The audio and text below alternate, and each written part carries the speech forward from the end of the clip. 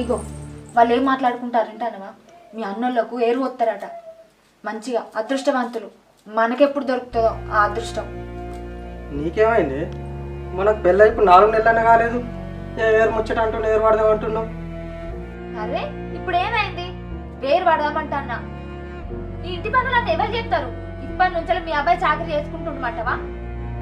ఇప్పుడు నీకు ఎట్లకి ఏమైంది? ఏం కొత్త కొత్త కోరికలు పుడుతుంది ఇప్పటి నుంచి నీకు? పుట్టయ్యా మరి. ఇప్పటి నుంచి ఎటు పోయినా మీ అబ్బకి ఏపిపోవడైతుంది. అందరం ఒక్కటే కాడ కూర్చొని అన్నం తినాలి. ఏమైనా తినాలనిపించినా దొంగతనంగా తీసుకొచ్చుకొని తినుడైతుంది. అదే మనం వేరు పడ్డాం అనుకో, మనం నచ్చింది తినుకుంటుండొచ్చు, మనం నచ్చినట్టు ఉండొచ్చు కదా. ఇసదానా, మా అన్నకు లగ్గమై 4 సంవత్సరాలైంది. ఏదో చేతికి దొరికిన పని చేసుకుంటే ఇల్లును కాపాడింది. మా వదిన చూడు దేవత, ఇప్పటికి ఆమెకి ఏర్పడదామన్న ఆలోచన లేదు. అయినా నీకెట్లా వచ్చింది ఈ ఆలోచన?